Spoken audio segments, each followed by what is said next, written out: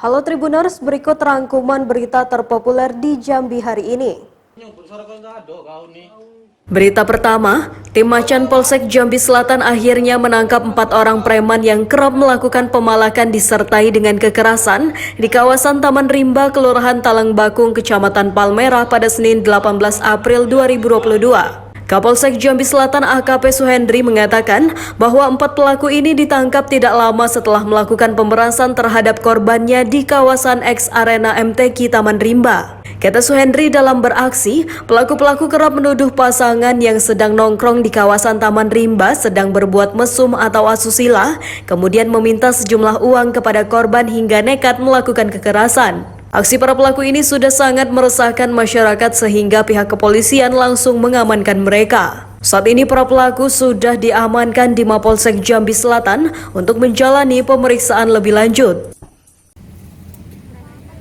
Berita kedua, tim tangkap buronan Kejaksaan Tinggi Jambi yang dipimpin Asintel Jufri dibantu tim intelijen Kejaksaan Tinggi Sumatera Utara berhasil mengamankan terdakwa Zuliadi Sipayung daftar pencarian orang. Zuliadi merupakan terdakwa kasus pengangkutan minyak solar sulingan tanpa izin sebanyak 1.250 liter yang diangkutnya pada tanggal 1 April 2013 menggunakan mobil Toyota Kijang LGX nomor polisi BH1142LG dan tertangkap di Jalan Raya Lintas Simpang Bajubang, Kecamatan Mestong, Kabupaten Muaro Jambi. Dalam hal ini terdakwa diancam pidana sesuai pasal 53 huruf B UU 22 tahun 2001 tentang minyak dan gas bumi dengan pidana penjara paling lama 4 tahun dan denda paling banyak 40 miliar rupiah. DPO selama 9 tahun terdakwa ditangkap pada Sabtu 16 April 2022 sekira pukul 23.15 waktu Indonesia Barat di Serdang Bedagai, Sumatera Utara. Sebelum diamankan tim tabur Kejati Sumut dan Kejati Jambi,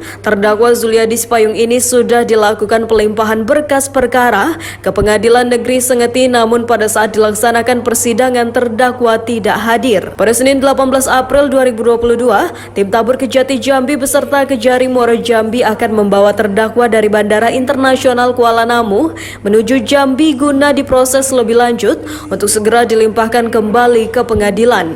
Sambil menunggu penetapan sidang, rencananya terdakwa Zuliadi Sipayung akan ditahan di Polres Muaro Jambi. Berita ketiga, sebanyak 8 orang yang terdiri dari sopir, anak buah kapal hingga pengusaha transportir diduga penyuplai bahan bakar minyak ilegal ke kapal tugboat di kawasan Pelabuhan Talang Duku, Kecamatan Taman Rajo, Kabupaten Muaro Jambi pada Minggu 17 April 2022 malam. Direktur Kriminal Khusus Polda Jambi Kombes Pol Kristiantori mengungkapkan, hasil pemeriksaan saat ini ada sekira 50 ton BBM jenis solar diduga ilegal ditemukan di lokasi. 20 ton sudah berhasil disalurkan ke kapal tugboat dan sebagian masih berada di dalam mobil tangki. Tori menjelaskan pengungkapan ini berawal dari informasi bahwa adanya aktivitas penyaluran diduga BBM ilegal dari mobil tangki ke tugboat. Setelah mendapatkan data pasti, tim langsung menuju ke lokasi dan mendapati adanya aktivitas tersebut. Tori menjelaskan pihaknya masih terus melakukan pendalaman terkait kasus ini. Mereka masih mendalami terkait temuan puluhan ton BBM tersebut. Katanya pengakuan sementara orang yang diamankan minyak tersebut digunakan untuk operasional. Indikasi BBM ilegal ini, kata Tori, dicurigai terindikasi pada penggunaan BBM hasil ilegal drilling dan penggunaan solar subsidi yang digunakan tidak pada peruntukannya atau untuk aktivitas industri. Dengan modus ini, para pemain minyak ilegal ini kerap mencampur BBM jenis solar dari Pertamina dengan hasil kegiatan ilegal drilling. Terkait kasus ini, Tori menjelaskan pihaknya akan mendalami pihak transportir PT BMS serta tugboat PT Lautan Lestari tersebut. Saat ini 8 tersangka beserta 4 unit mobil tangki dan 1 tugboat telah diamankan oleh petugas. Berita keempat, menyelesaikan permasalahan kemacetan akibat truk angkutan batubara, pemerintah Provinsi Jambi mengadakan rapat khusus untuk membahas ini. Dalam rapat yang dilaksanakan pada Senin 18 April 2022 itu, Kapolres Muaro Jambi AKBP Yuyan Priyatmanja mengatakan saat ini harus ada IUP dari pertambangan produksi sendiri. Dengan melakukan pemeriksaan IUP itu dan melakukan supervisi, nanti dari IUP tersebut juga bisa dilakukan analisis dalam penerbitan operasi kendaraannya. Dari izin IUP itu nanti bisa dicek dan dipastikan berapa mobil operasional yang dimiliki oleh perusahaan, sehingga lebih mudah untuk mengaturnya. Sementara jalan khusus sementara truk batubara di Bajubang ke Tempino masih belum optimal, sehingga masih terjadi kemacetan panjang. Berita kelima, Balai POM Jambi laksanakan 12 kali intensifikasi pengawasan pangan Idul Fitri 1443 Hijriah pada Senin 18 April 2022.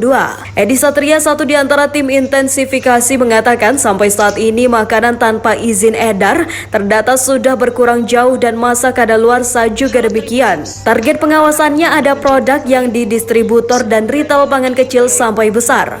Pengecekan meliputi cek kadaluarsa, label produk, izin edar, dan kemasan rusak. Jika satu di antaranya tidak memenuhi syarat, maka produk akan dimusnahkan di tempat atau pemusnahan di kantor Balai POM Jambi dengan mengeluarkan surat pemusnahan. Opsi lainnya, jika retail dapat menukarkan pangan tak layak ke pihak distributor yang telah memiliki kesepakatan sebelumnya, maka Balai POM Jambi akan mengizinkan bersyarat. Syaratnya harus membuktikan surat bukti penukaran produk tak layak dengan yang baru. Setiap Jumat Balai POM akan kirimkan pelaporan ke pusat hasil intensifikasi dari berbagai retail di Provinsi Jambi.